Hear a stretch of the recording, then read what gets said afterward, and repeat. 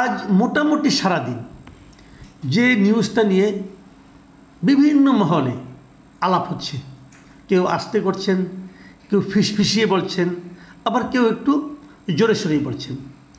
বিষয়টা কি, আমাদের সেনাপ্রধান জেনারেল ওয়াকারুজ্জামান উনি কিছু কথা বলেছেন। আজ উনি রাজধানীর রাওয়া ক্লাবে জাতীয় শহীদ সেনা দিবস উপলক্ষে একটা অনুষ্ঠান হয়েছে, সেই অনুষ্ঠানে উনি কিছু বক্তব্য দিয়েছেন এবং সেই বক্তব্যটার একটা ভিডিও আমি শুনেছি, কিছু কিছু মিডিয়ায় দেখলাম। মিডিয়ার বক্তব্যগুলো আমার কাছে কখনো কখনো আমি ভিডিওর সঙ্গে যখন মিলাতে গেলাম দেখলাম যে অতটা মিলল না। অনেকে একটু যেন সেন্সর করে দিয়েছেন, কঠিন কথাগুলো আস্তে করে বলেছেন, এরকম মনে হলো আমার কাছে মিডিয়াগুলোতে, বিশেষ করে যে অনলাইন মিডিয়া যেগুলো আছে। বাট মূল যে ভিডিওটা আমি দেখেছি এবং সেই ভিডিওর বক্তব্যটা দেখে অনেক কিছু আমার কাছে মনে হয়েছে যে এটা ইঙ্গিতপূর্ণ কথা উনি বলেছেন এবং উনি বেশ সরাসরি কথা বলেছেন কিছু কিছু বিষয়গুলিতে। এবং আমার কেমন লেগেছে বক্তব্যগুলো সে আলোচনায় আমি একটু পরে আসছি। তার আগে আমি কিছু কথা বলি। যারা এই ভিডিওতে দেখবেন ওনার বক্তব্যটা, আমি তাদেরকে আবার রিকোয়েস্ট করব, আপনি ওনার বডি ল্যাঙ্গুয়েজটা দেখবেন, ওনার কথা বলার স্টাইলটা দেখবেন। এবং আমার কাছে মনে হয়েছে উনি যথেষ্ট বিরক্ত, মানে সামগ্রিক পরিস্থিতির উপরে উনি বিরক্ত হয়েছেন, যথেষ্ট বিরক্ত। উনি কিছু কিছু ক্ষেত্রে উনি রেগেও গিয়েছেন। মানে ওনার ভাব কথাবার্তা শুনে আমার কাছে মনে হলো যে অগাস্ট মাসের পরে গত 6 মাসে, অগাস্টের শুরুতে উনি যা প্রত্যাশা করেছিলেন, যা ভেবেছিলেন, তা বোধ করি হয়নি, এবং হয়নি বলে উনি কিছুটা বিরক্ত এবং রাগান্বিত। কি চেয়েছিলেন তিনি সেটা উনি জানেন, কিন্তু যা হচ্ছে এটা যে চাননি সেটা উনি বুঝিয়ে দিয়েছেন। সেটা কি?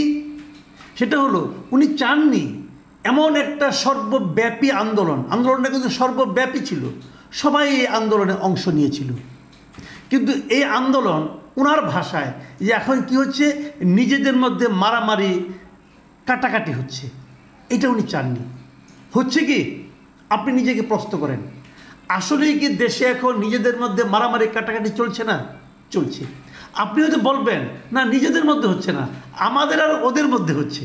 হয়তো আপনি এটা বলবেন যে আমরা এক পক্ষ, ওরা আরেক পক্ষ, ওদেরকে নিশ্চিহ্ন করে আমার কাজ, অতএব ওদেরকে নিশ্চিহ্ন করতে গেলে একটু মারামারি করতেই হবে, একটু ভাঙাভাঙি করতেই হবে, একটু আগুন জ্বালাতেই হবে। হয়তো এটা আপনার যুক্তি, কিন্তু আমি যতটুকু বুঝেছি এই যুক্তিটাকে জেনারেল ওয়াকারুজ্জামান যেন পছন্দ করছেন না। উনি আইন শৃঙ্খলা রক্ষার ব্যাপারে কিছু কথা বলেছেন, যে আইন শৃঙ্খলা কেন রক্ষা করা যাচ্ছে না, কেন আইন শৃঙ্খলার পরিস্থিতি ভালো হচ্ছে না। এবং এই জন্য কিন্তু উনি বলেছেন খুবই গুরুত্বপূর্ণ কথা, যে উনি বলেছেন যে পুলিশ, র্যাব, যে সমস্ত সংস্থাগুলি আছে, এনএসআই, এদের মনোবল যে ভেঙে গেছে এইটা উনি বলেছেন। যেমন ওনার কথায়, আমি ওনার ভাষায় পড়ে শোনাই আপনাদেরকে। উনি বলেছেন যে আজকে পুলিশ সদস্য কাজ করছে না, এর বিশাল একটা বড় কারণ হচ্ছে অনেকের বিরুদ্ধে মামলা, অনেকে জেলে। RAB, BDR, DGFI, NSI panicked, মানে তাদেরকে আতঙ্কের মধ্যে রাখা হয়েছে। তারপর উনি বলেছেন বিভিন্ন দোষারোপ, গুম, খুন ইত্যাদি।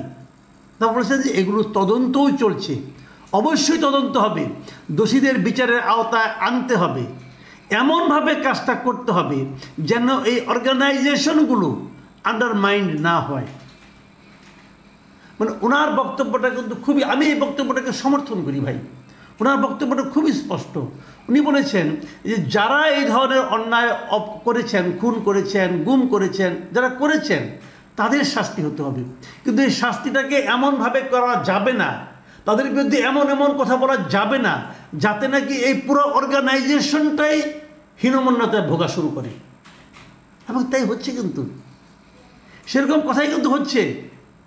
বিভিন্ন জন নিজের মতো করে যা খেয়াল খুশি বলে যাচ্ছেন, কিন্তু একটা পুরো প্রতিষ্ঠানকে যদি আপনি হেয় প্রতিপন্ন করেন এবং তারপর সেই প্রতিষ্ঠানের কাছ থেকে আপনি যথাযথ দায়িত্ব পালন কেন করছেন না এই অভিযোগ করেন, তাহলে দুটো তো মিলল না। আপনি পুলিশকে সারাদিন গালাগালি করবেন এবং তারপর চাইবেন যে পুলিশ কেন আইন শৃঙ্খলা রক্ষা করছে না, এটা হয় না ভাই। এই কথাটাই 6.5 মাসের মাথায় এসে সেনাপ্রধান উচ্চারণ করেছেন। দেশে কি অরাজক অবস্থা চলছে না? চলছে।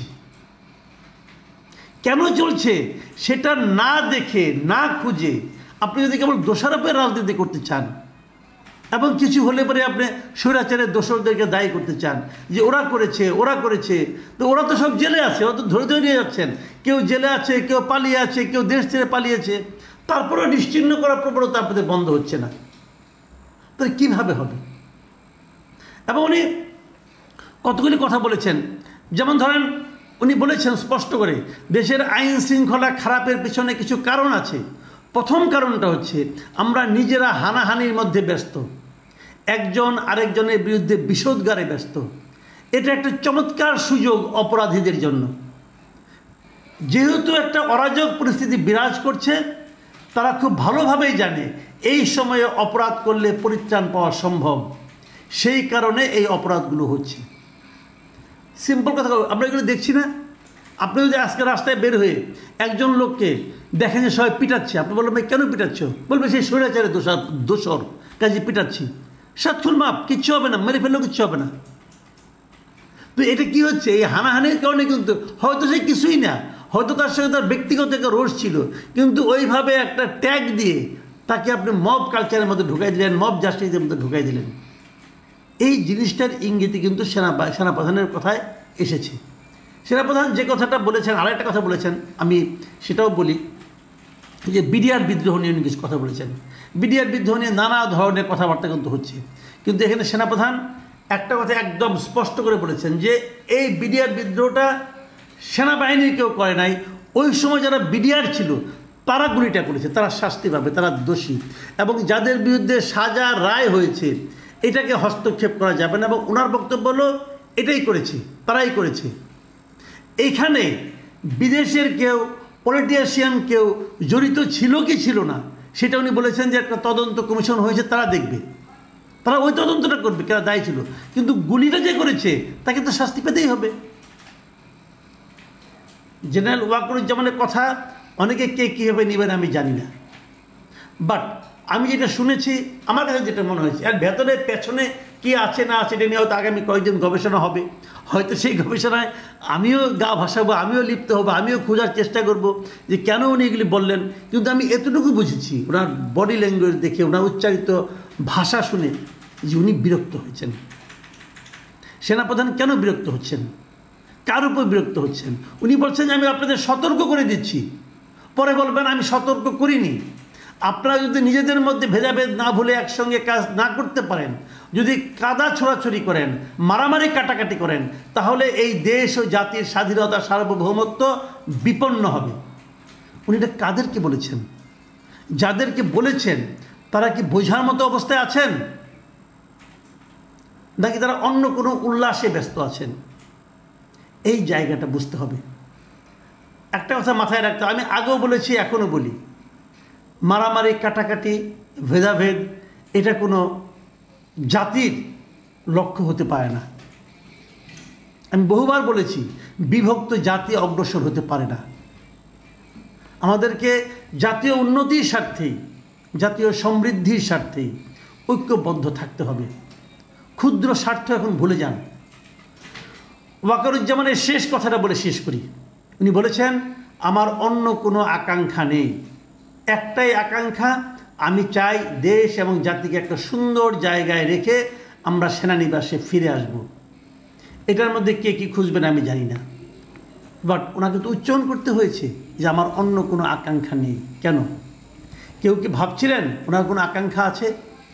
নাহলে ওনাকে এই কথাটা উচ্চারণ করতে হলে কোনো একটা সেনাপ্রধানকে এই ধরনের কথা উচ্চারণ করতে হয় কেন? এই উচ্চারণের মধ্যে হয়তো কেউ আশঙ্কা খুঁজবেন আমি জানি না, বাট আমি চাই যে ওনার এই বক্তব্যই যেন চূড়ান্ত বক্তব্য হয়।